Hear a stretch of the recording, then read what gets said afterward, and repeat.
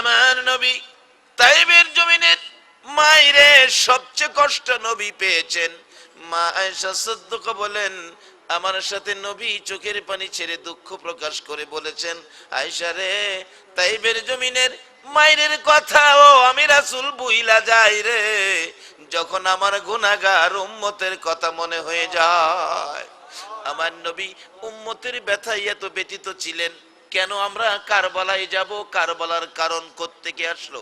আসুন বাবারা, ভাইয়েরা, মা আয়েশা সিদ্দিকা বলেন, আমার সাথে আমার হুজরাই নবী পাক ঘুমিয়েছিলেন। রাত্র গভীর, জিবরাইল এসে নবীজির কানের গোড়ায় মুখ লাগাইয়া ডাক দেন, ইয়া রাসূলুল্লাহ, উম্মতের দরদি নবী গো, উম্মতের দরদি নবী, এইভাবে যদি ঘুমিয়ে রাত্র কাটান, কোন সময় আপনার উম্মতের মায়ায় কাঁদবেন, উম্মতের নাসাতের জন্য কাঁদবেন। আমার নবী ঘুম থেকে উঠে মা আয়েশা পাশে শোয়া ছিলেন। মা আয়েশা সিদ্দিকার কাছেও বলে নাই, আপনার আমার ব্যথা বুকে লইয়া একটা দৌড় মেরে ঘর থেকে ইয়া রাব্বি হাবলি উম্মতি বলে যাইতে শুরু করলেন। যাইতে যাইতে মদিনার পাহাড়ের পর পাহাড়, পাহাড়ের পর পাহাড় পার হইয়া একবারে শেষ প্রান্তে বাবলা কাটার জংলার নিচে যাইয়া সেজদায় পড়ে গেছে গো। আমার নবী কাঁদতে শুরু করছে, একটা প্রতিজ্ঞা, একটা টার্গেট নিয়ে, মাহবুব সেজদায় পড়লাম গো, যতক্ষণ পর্যন্ত আমার উম্মতের নাজাতের খবর আমারে না শুনাইবা, আমি মুহাম্মদ মাথা উঠাইব না। রাত্র শেষ হয়ে গেল, ফজরের আজান পড়ে গেল। মসজিদের নববীতে ইমামতি করবেন আল্লাহর হাবিব। জামাতের সময় হলো, ইমাম খুঁজে পাওয়া যায় না। মসজিদ থেকে খবর দিলেন হুজরাই। মা আয়েশা সিদ্দিকা বলেন, নবীজি হুজরাই নাই, দেখুন মসজিদে নববীর ভিতরে আছে। মুসল্লিরা বলেন, মসজিদের নববীতে নাই, বিচাইরা দেখুন, তালাশ করে দেখুন হুজরাই আছে। মা আয়েশা বলেন, না না, আল্লাহর হাবিব হুজরাই নাই, মসজিদে দেখুন। সাহাবীরা তালাশ করে মসজিদে, মা আয়েশা সিদ্দিকা তালাশ করে হুজরাই, কোথাও নবীজির সন্ধান পাওয়া গেল না। সাহাবীরা রে পাগল পাগল হয়ে বেরিয়ে গেলেন, এতিমের মতো কান্দে, যারে যেখানে পায় তার করায় জিজ্ঞেস করে, রে পথিকেরা, আমার রাসূলের খবর পাইছনি? মদিনায় ঘরে ঘরে খবর পৌঁছে গেল, ফজরের জামাতে রাসূল আসে নাই। কি হলো, কি হলো? মদিনায় যেন কান্নার রুল পড়ে গেল। আল্লাহু আকবার বলুন। মদিনার ঘরে ঘরে খবর পৌঁছে গেল, নবীজির খবর পাওয়া যায় না। মদিনার মহিলারা রান্না করে কেউ গেল না, রান্না করা বন্ধ করে দিয়েছে। মদিনায় কারো চুলায় আগুন জ্বলে না। মদিনার মহিলাদের জীবনীতে পাওয়া যায়, রান্না বাড়া বন্ধ করে, খানা পিনা বন্ধ করে দিয়েছিল, কিন্তু কচি কচি বাচ্চাগুলো মার কোলে স্তনের মধ্যে লাগায় দুধ খাওয়ার জন্য। বাচ্চাগুলো মার স্তনে মুখ দেয় না, মার মুখের দিকে তাকাইয়া চোখের পানি ছাড়ে। মা প্রশ্ন করে, বাবা গো, দুধ খাবি না? কেন দুধ খাবি না গো বাবা? বুঝেছি, এই কথাই বুঝি প্রশ্ন করবি। মা গো, আমার রাসূলের খবর কি? যতক্ষণ পর্যন্ত রাসূলের খবর না দিতে পারবা গো মা, ততক্ষণ পর্যন্ত আমরা মার স্তনে দুধ খাবো না। যুবকরা পর্যন্ত খেলাধুলা বন্ধ করে দিয়েছে। খেলার মাঠ থেকে একজন আরেকজনকে ডেকে ডেকে বলেন, আর খেলিস না, রাসূলের খবর পাওয়া যায় না। একদিন পার হয়ে গেল, মদিনায় কারো চুলায় আগুন জ্বললো না, মানুষের ঘরে খানা পিনা নাই, শুধুমাত্র কান্নাকাটি শুরু হয়ে গেছে। কে দেখবি রে মা ফাতেমার কান্না? কে শুনবে রে ইমাম হাসাইন আর হুসাইনের কান্না? একদিন পার হয়ে গেল, খবর পাওয়া গেল না। 2 দিন পার হয়ে গেল, খবর পাওয়া গেল না। 3 দিন যেদিন পার হয়ে যায়, হায় রে মদিনা এতিম হয়ে গেছে। আবু বকর ওমর 2 জন পানি পর্যন্ত মুখে দেয় না। আবু বকর রাস্তায় রাস্তায় কান্দে, হুজুর যেদিন মক্কা থেকে হিজরত করে মদিনায় যাবেন গো, 6 মাস আগে আমাকে বলেছিলেন সঙ্গী হব আমি আবু বকর। আজকে মদিনার থেকে কেমনে আমি আবু বকরকে ফালাইয়া কই যায়া লুকাইলেন? ইয়া রাসূলুল্লাহ, দুনিয়ার সব মানুষ বলতে পারেন গো, আমার মন কয় আমি আবু বকরকে বলার কথা না।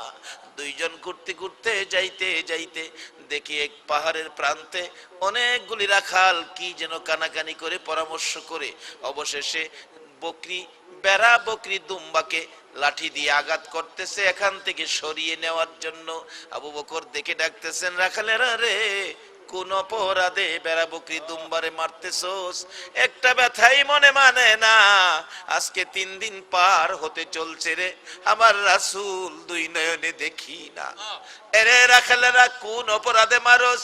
রাখালেরা জবাব দেন, নাম কি আপনার? আমার নাম আবু বকর। পাশে কে? আমার ভাই উমর। মদিনায় যাইয়া দেখেন ওই ভালোবাসার ব্যক্তিত্ব আবু বকর উমর আমার নবীর পাশে শুইয়া ঘুমাইছে। আরে বাবারা, ওই নবীর ভালোবাসায় কারা মাহফিলের আয়োজন করেছো? কারা এই মাহফিলের সাহায্য সহযোগিতা দিয়েছো? কারা আজকে এই নবীর ভালোবাসায় মাহফিলে বসে আছো? আমার মন বলে তোমাদের জন্যই আমার নবী ফুলসিরাতের ঘাটে বসে থাকবে। আরে নবী, মায়ারে নবী, উম্মতের ব্যথায় কত ব্যতীত। 3 দিন পার হয়ে যায়, আমার নবী খানা নাই, ঘুম নাই, আপনার আমার ব্যথায় কান্দে।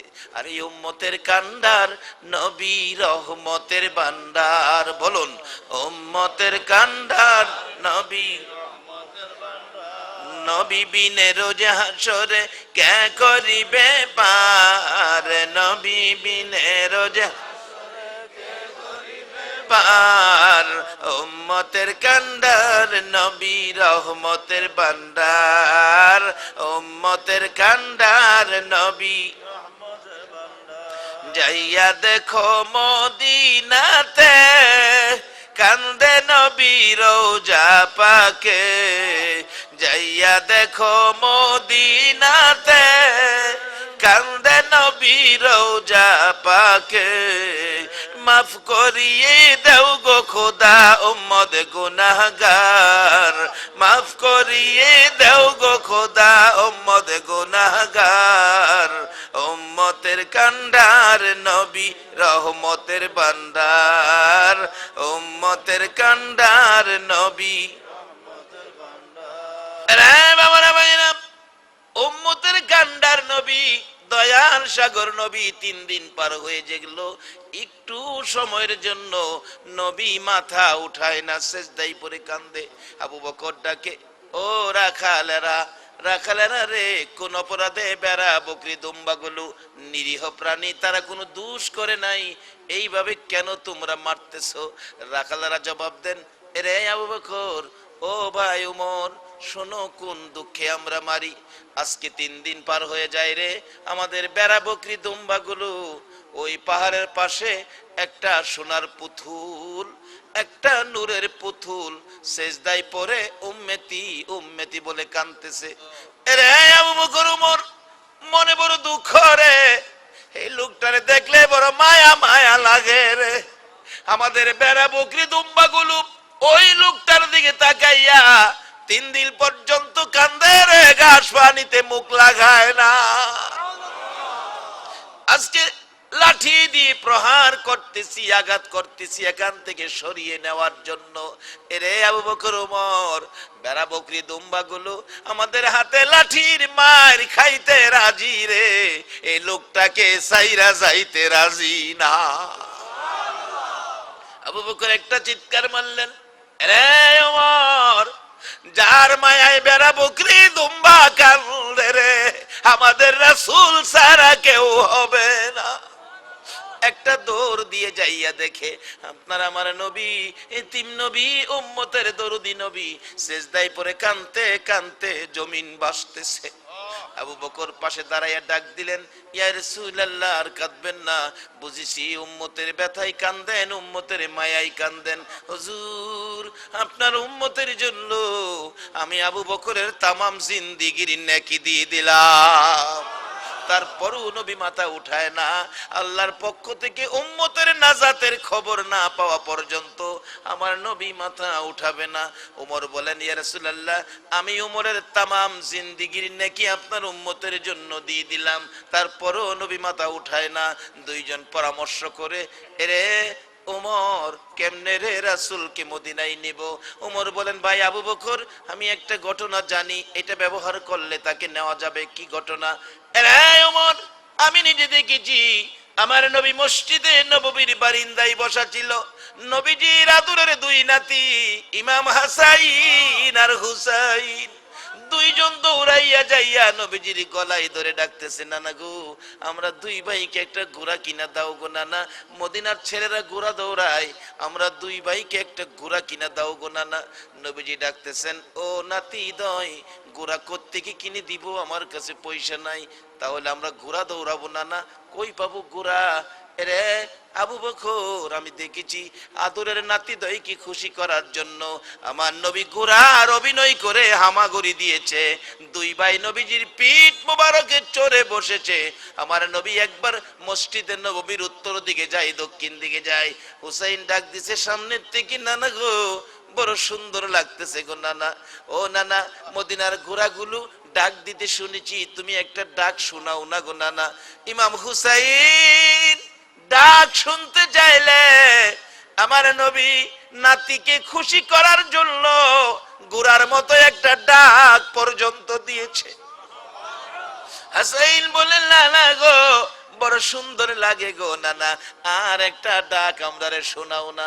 আমার নবী চোখের পানি ছেড়ে দিলেন, রে হাসাইন হুসাইন, একটা ডাক শুনাইলাম রে, আবার যদি আমি ঘোড়ার মতো ডাক দেই রে, আমার আল্লাহ নিয়ে আবার জিজ্ঞেস করে, বন্ধু নাতি পাইয়া কি উম্মতের কথা তুমি বুইলা গেছো?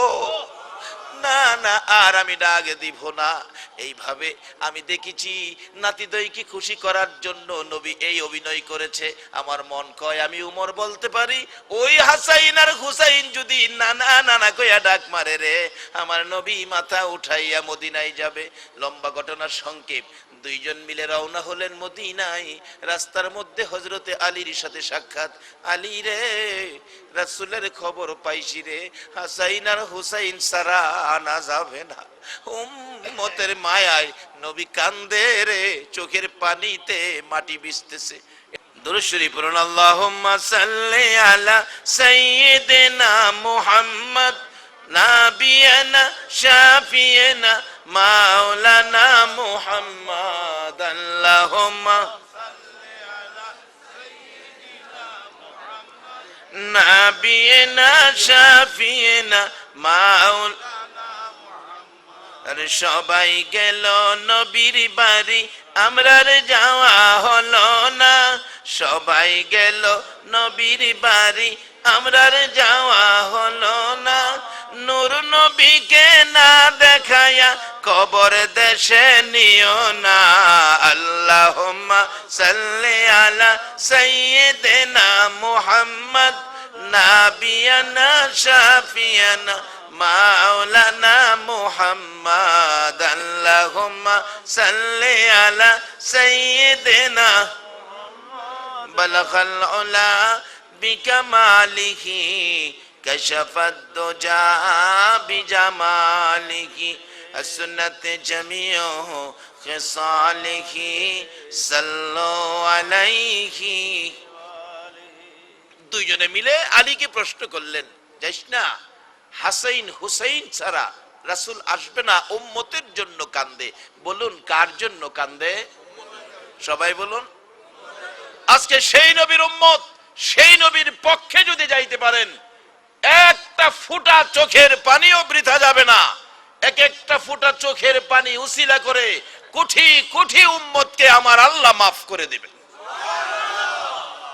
আলী একটা দৌড় দিয়ে বাড়ির ভিতরে ঢুইকা যাই, দেখে কান্দে গো মা ফাতেমা মাটিতে লুটাইয়া, হাসাইন হুসাইন কান্দে নানা নানা বলে মায়ের পাশে দাঁড়াইয়া। আলী ভিতরে ঢুকে ডাক দিলেন, ফাতেমা গো আর কেঁদো না গো ফাতেমা, পাওয়া গেছে রাসূলের খবর, শর্ত হলো হাসাইন হুসাইন যাইতে হবে, না হয় রাসূল আসবে না। খাতুনে জান্নাত ফাতেমাতুজ জাহরা দুই সন্তান লইয়া যাইতে যাইতে ওই বাবলা কাটার জংলার কিনারে যাইয়া দেখি এখনো আপনার আমার নবী সেজদায় পড়ে কান্দে। কারা গো সেই নবীর ভালোবাসায় মাহফিলের আয়োজন করেছো, কারা সেই নবীর পক্ষে রাত্র গভীরে বসে আছো, তোমাদের জীবন ধন্য, তোমাদের ভাগ্য ভালো হয়ে যাবে। মনের আশা নবীকে দেখার জন্য আমার আল্লাহ পুরা করে দিবে। আমার নবীর আদরের মেয়ে কলিজার টুকরা খাতুনে জান্নাত ফাতেমাতুজ জাহরা নবীজির মাথার পাশে যাইয়া চোখের পানি ছেড়ে ছেড়ে কান্দে, বাবা গো, ও বাবা আমি ফাতেমা আইছি গো বাবা, আমি ফাতেমা আইছি গো বাবা। তোমার ফাতেমা যেদিন ফাতেমার মায়ায় তুমি কতই কি না করেছো, তুমি পেটের খিদায় রুটি সামনে আসলে নিজে না খাইয়া না তুমি ফাতেমার জন্য রুটি প্যাকেট করে নিয়ে গেছো। বাবা গো আজকে 3টা দিন পার হলো তোমার ফাতেমার চুলায় আগুন জ্বলে নাই, পানিটা পর্যন্ত ফাতেমা খায় নাই, তোমার আদরের নাতি দই পানিটাও খায় নাই। বাবা গো উঠো না গো বাবা, আর কত উম্মতের মায়াই কাঁদবা, যাও যাও, আমি কথা দিলাম আমি ফাতেমা জীবনে যা নেকি রোজগার করেছি সবগুলো নেকি তোমার উম্মতের জন্য দান করে দিলাম। তারপরেও আমার নবী মাথা উঠায় না, ফাতেমা পাশে দাঁড়াইয়া ডাকে, বাবা গো, ও বাবা, উম্মতের জন্য আর কত কাঁদবা গো, আমার ডাক পর্যন্ত তুমি মাথা উঠাইলা না। ডাকতেছে মা, ও হাসাইন হুসাইন তোমরা দুই ভাই ডাক দাও গো, আমার বাবা উম্মতের ব্যথায় ব্যতীত হয়েছে, আমি ফাতেমার ডাক পর্যন্ত শুনে না। দুইজন দুই পাশে বসে নানা নানা কইয়া ডাকতে শুরু করলো। আমার নবী হাসাইন হুসাইনকে এত আদর করতেন। ইরাকের ঘটনার থেকে পাওয়া যায়, ইরাক থেকে একজন নবীর আশেক যুবক, নবীর আশেক পাগল যুবকটা, আপনারা যেমন বসে আছেন ওই আশেক যুবক সোনার মদিনায় যাইয়া নবীজির রওজার পাশে যাইয়া চারদিক ঘুরতেছে আর ডাকতেছে, ও দয়ার নবী, আমি আপনার দিদার পাওয়ার জন্য এসেছি, সাক্ষাৎ করার জন্য এসেছি। কোনো সময় পার হয়ে যাইতেছে, অনেক সময় সাক্ষাতের সুযোগ মিলতেছে না, অবশেষে ডাকতেছে, যার নাম কিতাবে লেখছে আহমদ রেফাই, নবীজির কাছে যাইয়া ডাকতেছে, নবী গো, আমি আহমদ রেফাই ডাকলে তুমি বুঝি সাক্ষাৎ দিবা না, দেখি হুসাইনের জন্য নি তোমার মায়া আছে গো নবী। ও আল্লাহর বন্ধু, আমি আহমদ রেফাই না, আমি ইমাম হুসাইন, আপনি আমার নানা লাগেন, নানা গো, আমি হুসাইন আপনার দেখা করতে আসছি।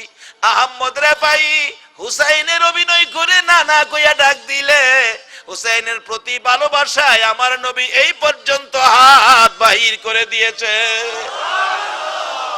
এই আদরের হাসাইন আর হুসাইন দুইজন দুই পাশে বসে নানা নানা কইয়া কান্দে, এত কান্দা কান্দে আমার নবী মাথা উঠায় না, শুধু আপনার আমার মায়ায় নবী কান্দে। হাসাইন ডাকে, নানা গো, ও নানা, সারা পৃথিবীর মানুষ বলতে পারো আমরা দুই ভাইকে তো বলার কথা না গো নানা। হুসাইন বলে, নানা গো, সারা পৃথিবী বলে যাইতে পারো গো নানা, আমরা দুই ভাইকে বলার কথা না। নানা মাথা উঠাও গো, আজকে 3 দিন পর্যন্ত আমাদের চুলায় আগুন জ্বলে না গো নানা, তোমাকে না লইয়া আমরা খানা খাবো না। তারপরও নবী মাথা উঠায় না। দুইজন মিলে মা ফাতেমার দিকে এতিমের মতো তাকাইয়া তাকাইয়া চোখের পানি ছাড়তেছে, মা গো, ও মা, কেমনে গো নানা, আমরা দুই বাইরেও বুই লাগেছে। মা ফাতেমা দুইটা হাত বাড়াইয়া ডাকে, মাবুদ, আমারে তিন বাবারে আর কত কান্দাইবা, উম্মতের ব্যথায় আমার বাবা আর কত কাঁদবো গো মাবুদ, তুমি নাকি মায়ের দোয়া কবুল করো গো আল্লাহ। আমি মা হইয়া আমার দুইটা সোনার পুতুল, দুইটা কলিজার টুকরা হাসাইন আর হুসাইন, আমার তিন বাবার উম্মতের নামে কুরবানি দিয়ে দিলাম।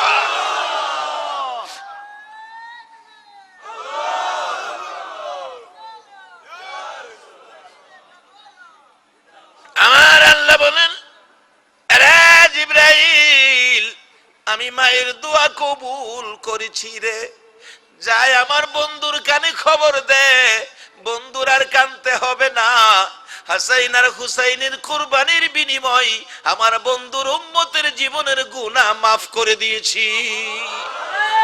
তাকবীর, আল্লাহু আকবার, ইয়া রাসূলুল্লাহ, আশিকা রাসূলুল্লাহ তাওয়াজুল সাহেব। আমার নবী জিবরাইল খবর পৌঁছে দিলে নবীজি সেজদার থেকে মাথা উঠাইয়া উম্মতের নাজাতের খবর পাইয়া মাথা উঠাইয়া টান দিয়ে হাসাইনকে একদিকে বুকে চাপাইলেন, আর একদিকে হুসাইনকে বুকে চাপাইয়া কান্দে, ফাতেমা রে চল আমরা মদিনায় যাই। কিন্তু ইচ্ছে করলে নবী বলতে পারতেন, না না আমার আদরের নাতির কুরবানি আমি মানি না। আমার নবী কিচ্ছু বললেন না, এটাই নবীর আশা, আমার আদরের দুই নাতি শহীদ হয়ে যাক, বিলীন হয়ে যাক, তবু আমার উম্মতের নাজাতের ফায়সালা হয়ে যাক। এত আদরের দুই নাতি যেই নবী আপনার আমার জন্য বিলীন করে দিল গো, বলুন এই নবীর পক্ষে আমাদের যাওয়া দরকার আছে কিনা? এই নবীর পক্ষটাই হলো আল্লাহর পক্ষ, এই নবীর পক্ষটাই হলো জান্নাতের পক্ষ। তাই আমার আল্লাহ কোরআন শরীফে ওয়াজ করেছেন, ওয়ালা তাকুলু লিমাই ইউকতালু ফি সাবিলিল্লাহি আমওয়াত। আল্লাহ বলেন আমার রাস্তায় যারা মৃত্যুবরণ করেছে তাদেরকে তোমরা মৃত বলো না, তারা জীবিত, তোমরা সেটা অনুভব করতে পারো না। আল্লাহর রাস্তা কোনটা আমরা ধরতে পারি? আসলে রাসূলের পক্ষের রাস্তাটাই হলো আল্লাহর রাস্তা। তার বাস্তব এক যুদ্ধে আবু জাহেল খানায়ে কাবার গিলাফে ধরে টানতেছে, ও খানায়ে কাবার মালিক মুহাম্মদ নামে একটা যুবকের সাথে যুদ্ধ করতে যাব, তুমি কিন্তু আমাকে সাহায্য কইরো। আচ্ছা আপনাদের ধারণা কি আবু জাহেল কি আল্লাহ সাহায্য করব? আল্লাহ কয় যাই, দেখা যাইব না, যাই। একটু পরে আমার আপনার নবী আয়েশা ডাকতেছে, প্রভু গো, ও আমার আল্লাহ, আমার তো কেউ নাই আপনি ছাড়া, আবু জাহেলে যুদ্ধ করতে আইছি, আমার কিচ্ছু নাই, আপনি সব। আল্লাহ কয় বন্ধু হেলাও আইছিল, হেলাও আইছিল, যান, দেখা যাইব না। আবু জাহেলও কইছে যান, নবীরও কইছে যান, দেখা যাইব না।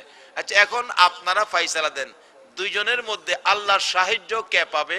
আল্লাহ নবী পাবে। সবাই বলুন, কথাটা কি আমি বুঝাইতে পারলাম?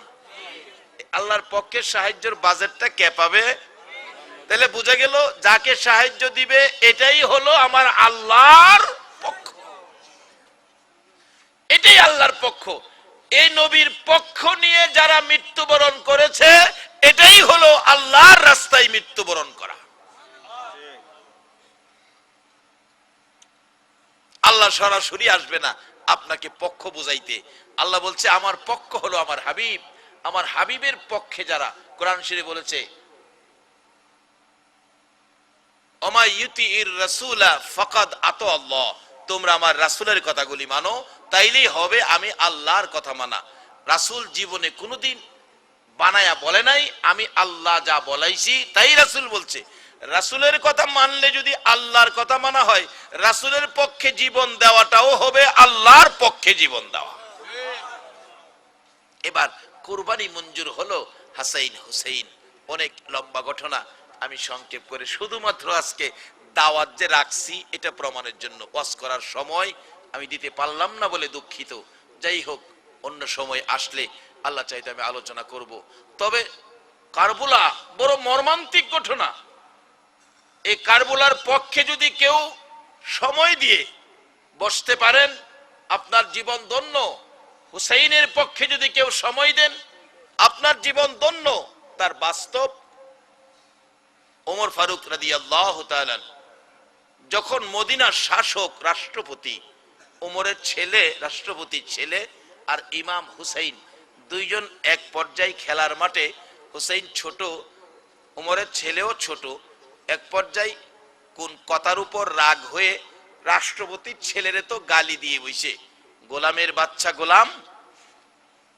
উমরের ছেলে আব্দুল্লাহ কয় আমারে গোলামের বাচ্চা গোলাম কইছেন, আমার বাবা হলো রাষ্ট্রপতি, আর বাবারে কইলেন বড় গোলাম, আমারে কইলেন বাচ্চা গোলাম।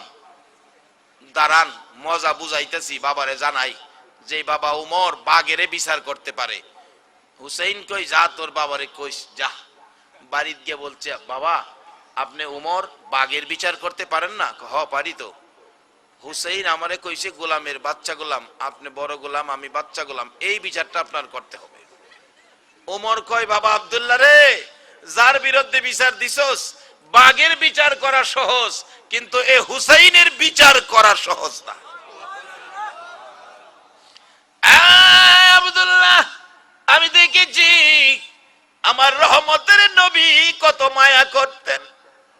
আমার নবী নামাজের সেজদায় গেলে রে ইমাম হুসাইন নবীজির গার মুবারকে চড়ে বসে থাকতো। নামাজের তাসবিহ 5 বার 7 বার 9 বার 11 বার হুসাইন নামে না।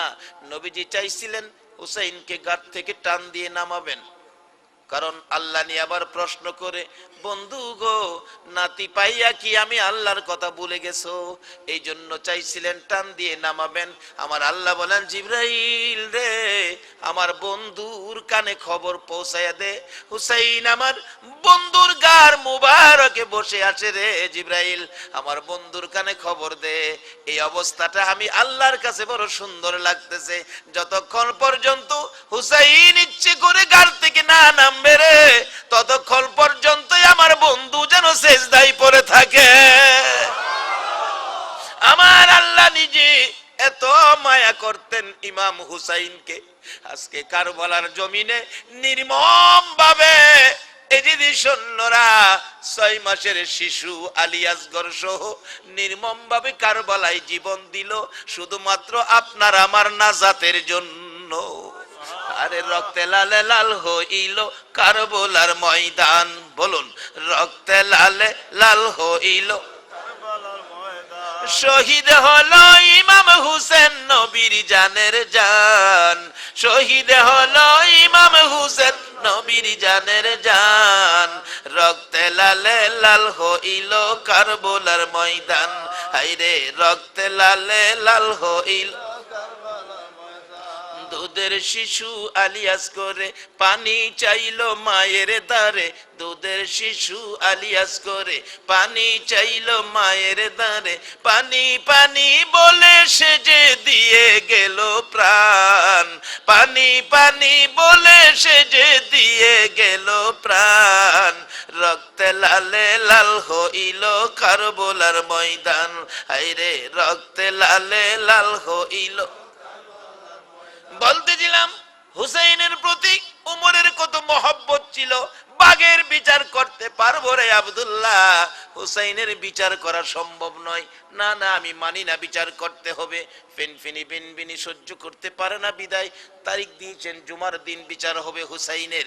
হুসাইনকে নিয়ে হযরতে আলী বলেন আমি মসজিদে নববীর মাঝখানে বসে গেলাম, মিম্বরে বসে ডাকতেছে উমর হুসাইন আছেন নাকি? হো আছি তো। আপনি কি আমার ছেলেরে গোলামের বাচ্চা গোলাম কইছেন? হ্যাঁ কইছি।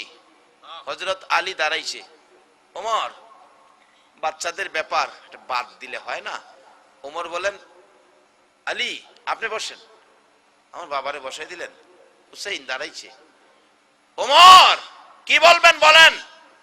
আপনি আমার ছেলেরে গোলামের বাচ্চা গোলাম, আমাকেও গোলাম বাচ্চারেও গোলাম, এভাবে গালিটা দিলেন। আমি তো কোনো গোলাম না, আমি তো রাষ্ট্রপতি মদিনার শাসক, আমি কই গোলামি করলাম আপনি যে আমারে গালিটা দিলেন? হুসাইন রাষ্ট্রপতি ওমরের দিকে আঙ্গুল উঠাইয়া গরম সুরে ডাকতেছে এই ওমর বড় কথা সকলের সামনে কইও না, তুমি কি আমার নানার গোলামি করো নাই? বড় কথা কই কইতেছো, তুমি কি আমার নানার গোলামি করো নাই? উমর মিম্বরে দাঁড়াইয়া দুইটা চোখের পানি গাল বেয়ে বেয়ে ছেড়ে দিছে। কারাগো সেই হুসাইনের পক্ষে কথা শোনার জন্য বসে আছেন। উমর হুসাইনের পক্ষ নিয়ে তার ভাগ্য কত ভালো, এসে গেছি সামনে। পুরা কারবালা আলোচনা করা আজকে সম্ভব হবে না, হুসাইনের পক্ষে, কারবালার পক্ষে যারা বসেছেন সেটার বাজেট কি পাবেন সেটাই আমি বলছি। ওমর চোখের পানিগুলো গাল বেয়ে বেয়ে ছেড়ে দিয়ে ডাকে, মসজিদের নববীর মুসল্লিরা গো, তোমরা কি শুনেছো আমি উমরকে হুসাইন কি বলেছে? আমি বলে রাহমাতাল লিল আলামিনের গোলামি করেছি, আমি বলে নবীর গোলাম, নবীর গোলাম। তোমরা কি শুনেছো? শুনেছি। ও হুসাইন, কথাটা কি কাগজে লিখে দিতে পারবা? পারবো। কাগজে লিখে দিলেন, আমার নানার গোলামি করেছে বিদায় গালি দিয়েছি, গোলামের বাচ্চা গোলাম। ইমাম হুসাইন কাগজটুকু নিয়ে যাচ্ছে, একজন মুসল্লি কাগজ নিয়ে যায় উমরের কাছে। উমর রাষ্ট্রপতি কাগজটা হাতে পাইয়া মিম্বরে দাঁড়াইয়া দাঁড়াইয়া কান্দে, মসজিদের নববীর মুসল্লিরা রে, তোমরা কি দেখছো আমার হাতে কি এসেছে? আমি বলে নবীর গোলাম গো, নবীর গোলামের সার্টিফিকেট আমি পেয়েছি, এই নবীর গোলামির কাগজ আমার হাতে এসেছে। সাক্ষী হলেন ইমাম হুসাইন, আমি আর ভয় করতে পারি না। ওমর নবীর গোলামির সার্টিফিকেট কাগজ হাতে লইয়া কান্দে রে, মসজিদে নববীর মুসল্লিদেরকে জানাইয়া জানাইয়া কান্দে, নবীজির গোলামের কোনো চিন্তা নাই, চলো নবীজির জান্নাতে মদিনাতে যাই। বলুন, চলো নবীজির জান্নাতে মদিনা। নবীজির গোলামের, নবীজির গোলামের কোনো চিন্তা নাই, চলো নবীজির জান্নাতে মদিনাতে যাই, চলো নবীজির জান্নাতে মদিনা। কে কে যাবে মদিনায়, মদিনাতে কান্দে নবী উম্মতের মায়ায়। আল্লাহু আকবার বলো। কে কে যাবে মদিনায়, মদিনাতে কান্দে নবী উম্মতের মায়ায়। দিনে রজনী কান্দেন যিনি, দিনে রজনী কান্দেন যিনি, শুয়ে রোয়া যায়, চলো নবীজির জান্নাতে মদিনাতে যাই, চলো নবীজির জান্নাতে মদিনাতে। কঠিন হাসরের দিনে বেহেশতে যাবে না নবী উম্মত বিনে, কঠিন হাসরের দিনে বেহেশতে যাবে না নবী উম্মত বিনে। মাফ করিয়ে দিবেন আল্লাহ, মাফ করিয়ে দিবেন আল্লাহ নবীর উসিলায়, চলো নবীজির জান্নাতে মদিনাতে যাই, চলো নবীজির জান্নাতে মদিনাতে যাই। ওমর বলেন, মসজিদে নববীর মুসল্লিরা রে, হুসাইন বলেছে আমি নবীর গোলাম, এই যে কাগজ প্রমাণ করেছে, আমি উমর আর ভয় পাই না। আজকে কারাগো হুসাইনের কথা শোনার জন্য বসে আছো, উমর যদি হুসাইনের হাতের লেখা কাগজ উসিলা বানাইয়া কবর নিতে পারে, আজকের মাহফিল হুসাইনের পক্ষে বসার কারণে আপনার আমার নাজাতের ফাইসালা হয়ে যাবে। উমরের মতো ব্যক্তি ভাবতেছেন, মসজিদে নববীর মুসল্লিরা, এই কাগজটুকুন তোমরা রেখে দিও রে, আমি উমর যেদিন মৃত্যুবরণ করব, আমার হাতগুলি খালি করে যখন কাফনের ভিতরে ঢুকাইয়া দিবা, আমার খালি হাতের মধ্যে এই কাগজটা দিয়ে দিও। কোথাও যদি আমি উমর বিপদে পড়ে যাই, কোন আমল যদি আমার কবুল না হয়, আমি যে নবীর গোলামি করেছি, হুসাইন কাগজ দিয়েছে, স্লিপ দিয়েছে, হুসাইনের লেখা কাগজ, নবীর গোলামির এই কাগজ দেখাইয়া আমি ওমর পার হইয়া যাইব। এরে কমিটির ভাইরা, এরে বাবা যুবকেরা, কারা মাহফিলের আয়োজন করে ওই শহীদ কারবালার সাবজেক্ট দিয়েছ, এই হুসাইনের পক্ষে কিছু সময় লইয়া যদি, এই উসিলা লইয়া যদি কবরে যাইতে পারো, তোমরাও আর কিচ্ছু যদি কবুল না হয়, কোনো কিছু না দেখাইতে পারো, এই রাত্রটা দেখাইও, হুসাইনের বরকতে আমার আল্লাহ মাফ করে দিবে। আমার নবী কত খুশি হলেন। ওমরের জীবনী, ওমর রাষ্ট্রপতি, মসজিদে নববীর ইমাম, রাষ্ট্রপতি মসজিদের নববীর ইমাম, রাষ্ট্রপতি হয়ে ইমামতি করতে পারে কেন? তারা যে নবীকে ভালোবাসে, নবীর আদর্শের মধ্যে চলে। মসজিদের নববীতে ফজরের নামাজের ইমামতি করবে রাষ্ট্রপতি ওমর। ফজরের নামাজের ইমাম এক রাকাত শেষ করে দ্বিতীয় রাকাতের দিকে দাঁড়াইতে ছিল ওমর, সোজা হইয়া দাঁড়াইতে পারে নাই। কিতাব লেখে সোজা পিছনের কাতারে একজন ইহুদি মুসলমানের বেশ ধরে, সুরত ধরে, লম্বা ছুরি পাঞ্জাবির নিচে রেখে ওমর দ্বিতীয় রাকাতে দাঁড়াইতেছে, সোজা হইতে পারে নাই। পিছন থেকে এভাবে ডান দিকের কলিজাটার মধ্যে ছুরি বাইরা দিছে, বাম দিক দিয়ে ছুরিটা বেরিয়ে গেছে। ওমর যেই বিছানায় দাঁড়াইয়া আমার নবীর নামাজের ইমামতি করত, ছুরির আঘাতে এই বিছানাটার মধ্যে ওমর কাত হয়ে পড়ে গেছে, জিহ্বাটা বাহির হয়ে গেছে। শক্তিশালী পুরুষ হিসাবে ওমর রক্ত বাহির হইয়া মসজিদে নববী পুরাটা লাল লাল হয়ে গেছে। মুসল্লিরা নামাজ ছেড়ে দিয়ে চিৎকার মেরে মেরে ডাকতেছেন, কার রক্ত রে, মসজিদে নববী লাল করে দিলে। ওমরের ছেলে আব্দুল্লাহ মিম্বরে দাঁড়াইয়া ডাকতেছে, মুসল্লিরা গো, আমাকে সর্বনাশ করেছে, আমার বাবারে মেরে ফেলেছে, দরজা বন্ধ করুন, মসজিদে নববীর দরজা বন্ধ করে দেন, আমি তাদের প্রতিশোধ নিব, কে আমার বাবাকে মারছে প্রতিশোধ নিব। ওমর চুট্টু চুট্টু সুরে ডাকতেছে, এরে আব্দুল্লাহ, প্রতিশোধ নয়, প্রতিশোধ নয়, আয় আমার কাছে আয়। প্রতিশোধ নিলে কি হবে? আমি তো আর থাকবো না, আমি তো জীবন চলেই যাবে। বাবা গো, প্রতিশোধ নয়, আমাকে যদি খুশি করে বিদায় দিতে চাও, একটা কাজ করো। কি কাজ করব বাবা?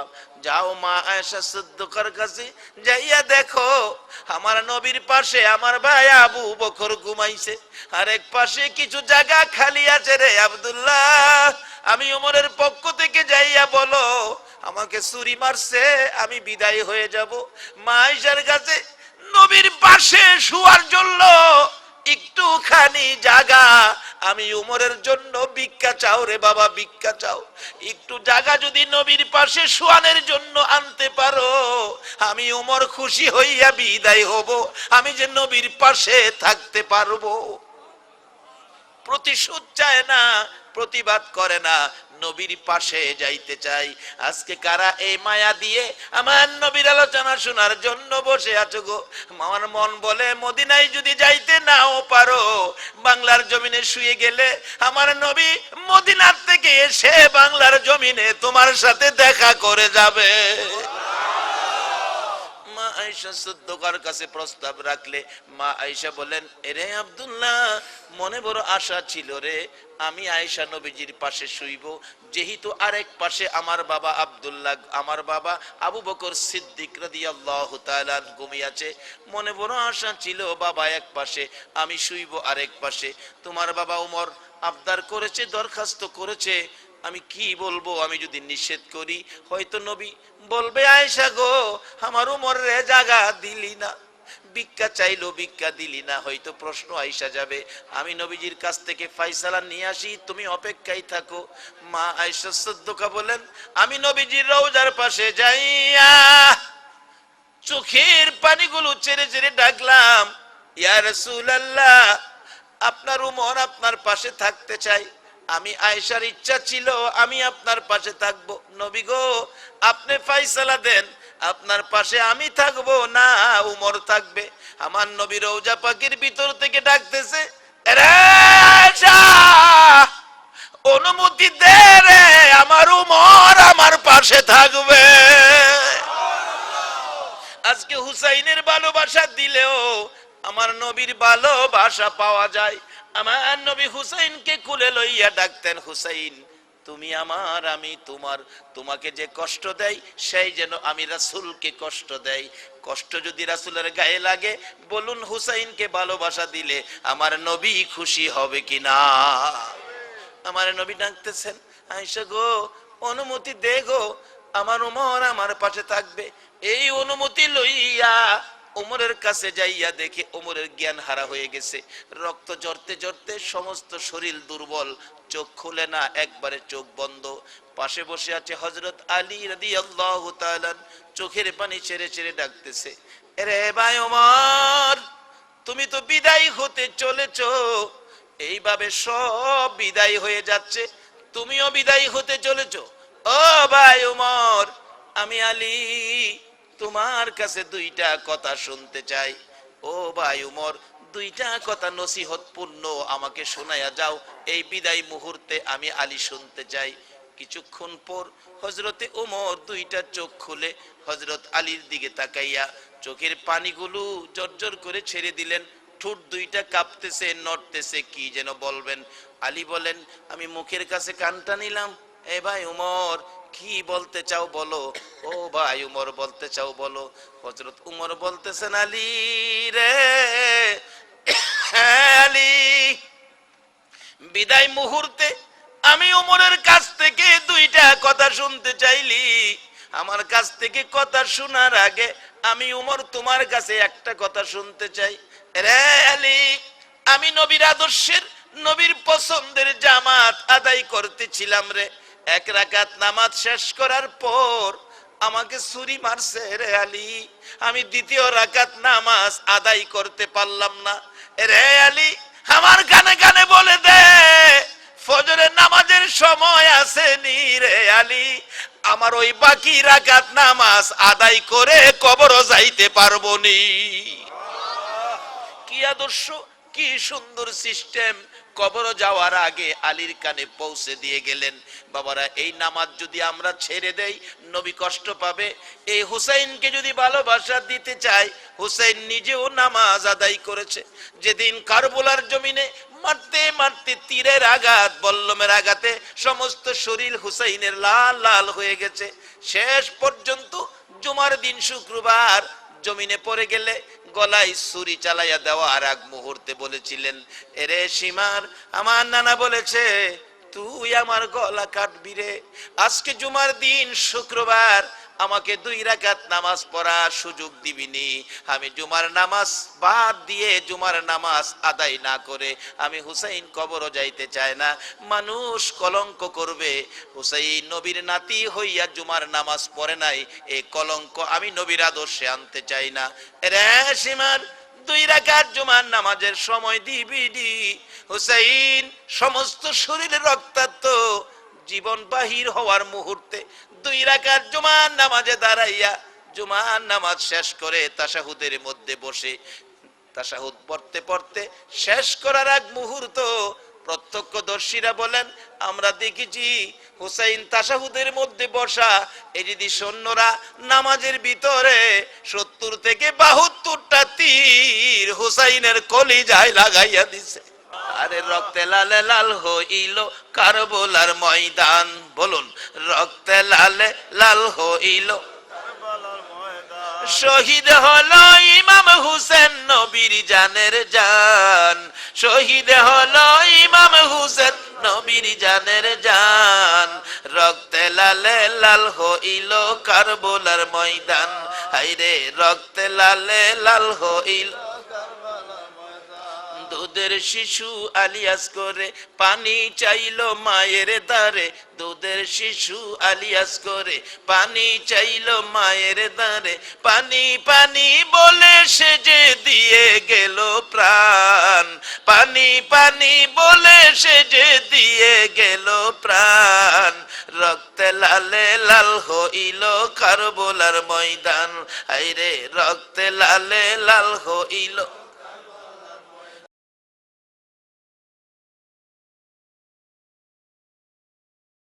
না কেউ বলিয়া দেশে, এই ভাইরা এই ওয়াজ এই ওয়াজের বরকত না, এটা হইল সোহবাতের বরকত, এইটা হইল নেক নজরের বরকত। ওমরে ফারুক রাদিয়াল্লাহু তাআলা আনহু আল্লাহর হাবিবের হাতে কালিমা পড়ে মুসলমান হইছেন রাদিয়াল্লাহু তাআলা আনহু। কিছুক্ষণ আগে যিনি কাফেরদের লিডার ছিলেন, সামান্য সময়ের ব্যবধানে ওমর ইবনুল খাত্তাব রাদিয়াল্লাহু তাআলা আনহু গোটা মুসলমানদের নেতৃত্ব দেয়া শুরু করছে। আল্লাহর হাবিবকে বলেন, ইয়া রাসূলুল্লাহ, ইয়া হাবিবাল্লাহ, যদি আমার মাওলাই এক হয়, যদি ইসলাম সত্য ধর্ম হয়, আল্লাহর কোরআন যদি সত্য হয়, আপনি যদি সত্য নবী হন, তাইলে নামাজ হবে বাইতুল্লাহ, প্রকাশ্যে অন্য কোথাও গোপনে হবে না। এ ভাই, যেই ওমর আল্লাহর হাবিবের গর্দান কাটার জন্য আসছিলেন, এই ওমর এখন ইসলামের পক্ষে বিপ্লবের স্লোগান দেয়, বিজয়ের স্লোগান দেয়, বাইতুল্লাহ প্রকাশ্য নামাজের দাওয়াত দেয়, ঘোষণা দেয়। এ ভাই, ওমর রাদিয়াল্লাহু তাআলা আনহুর কি পরিবর্তন হয়েছে? এমনটা হয় নাই যে ওমর রাদিয়াল্লাহু তাআলা আনহু কালো ছিলেন, কালিমা পড়ার পরে চেহারা সাদা হয়ে গেছে, হয়েছে নাকি? এমনটিও হয় নাই যে ওমর রাদিয়াল্লাহু তাআলা আনহুর চেহারায় দাড়ি কম ছিল, কালিমা পড়ার সঙ্গে সঙ্গে দাড়িগুলো এক মুষ্টিতে পরিণত হয়েছে। এমনটিও হয় নাই যে ওমরের হাত একটা নষ্ট ছিল, ভালো হইয়া গেছে। এমনটিও হয় নাই ওমর কানে কম শুনতো, কালিমা পড়ার পরে কান ভালো হইয়া গেছে। এমনটিও হয় নাই যে ওমর চোখে কম দেখতো, কালিমা পড়ার পরে চক্ষু ভালো হইয়া গেছে। ওমরের ভালো হইয়া গেছে ওই জায়গায়, যেই জায়গা ভালো হইয়া গেলে গোটা দেহ ভালো হইয়া যায়। এই ভাই, চিশতিয়া সাবেরিয়া তরিকা, এই গঙ্গোহীর তরিকা, ওই কলবের ট্রিটমেন্ট দিয়া দিয়া যুগের পর যুগ, শতাব্দীর পর শতাব্দী মানুষকে জান্নাতের পথ দেখাইতেছে। তার এক উত্তপ্ত নহর হইল এই চরমনার তরিকা। দেখবেন ভাইরা, চরমনার তরিকার সাথে যারা সম্পৃক্ত হয়, আল্লাহর ফজলে শায়েখদের প্রেসক্রিপশন মানিয়া লয়, কিছুদিনের মধ্যে তার মধ্যে এক বিরূপ প্রতিক্রিয়া সৃষ্টি হইয়া যায়, পরিবর্তন সৃষ্টি হইয়া যায়। হঠাৎ করে দেখলে আর চেনা যায় না এই সেই আব্দুল্লাহ কিনা। কারণ এই চিশতিয়া সাবেরিয়া, এই গাঙ্গুহির তরিকা, ইশকের তরিকা, আল্লাহু আকবার, ইশকের তরিকায় প্রেসক্রিপশনের ওষুধ সেবনের মাধ্যমে বান্দাবান্দির দিলের মধ্যে এমন এক আগুন লাগাইয়া দেয়, যেই আগুনে তার দিলের সমস্ত গায়রুল্লাহ জ্বলিয়া পড়িয়া সারখার হয়ে যায়।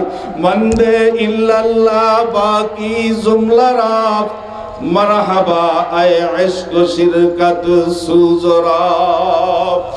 একমাত্র আমার মাওলার ইশক আর মোহাব্বত গালেব হয়ে যায়। বান্দা বান্দি যখন লা ইলাহা ইল্লাল্লাহর জরব দিয়া লা বলিয়া টান দেয়, আল্লাহু আকবার যদি একবার খেয়াল তৈরি করিয়া ফলাইতে পারে, ওই বান্দা বান্দির ঈমান টলে না।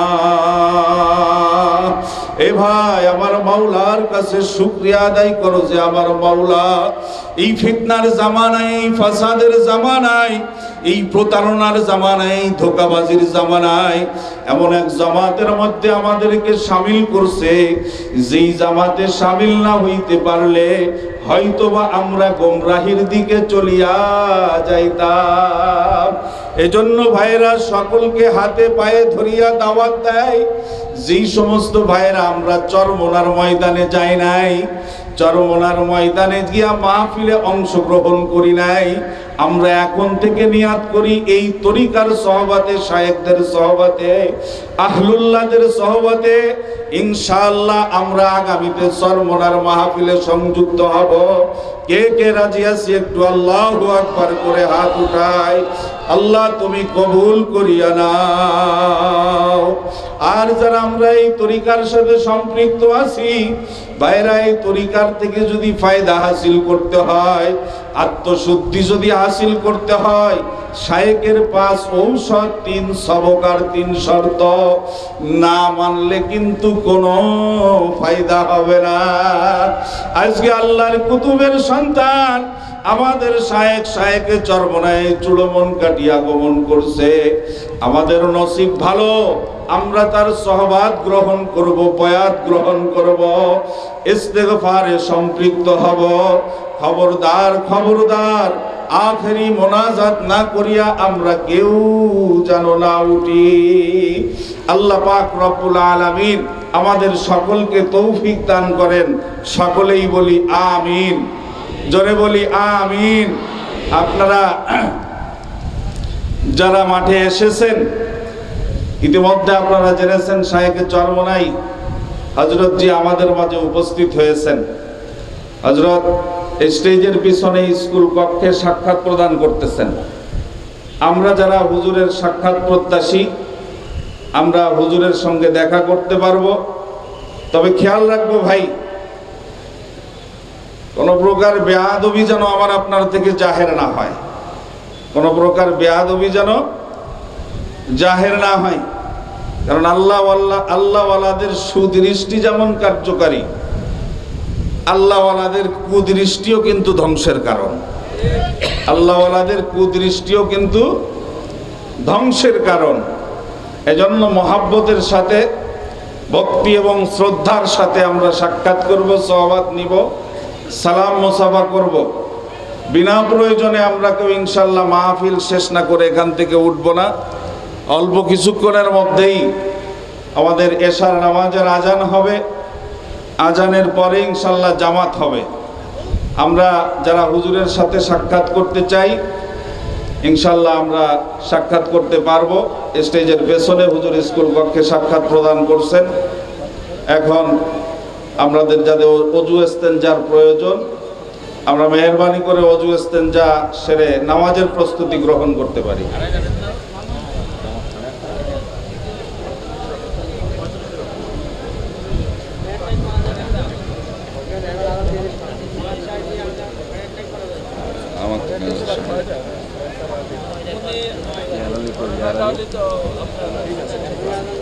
সাড়ে 8টায় যাবো, জিকির করো,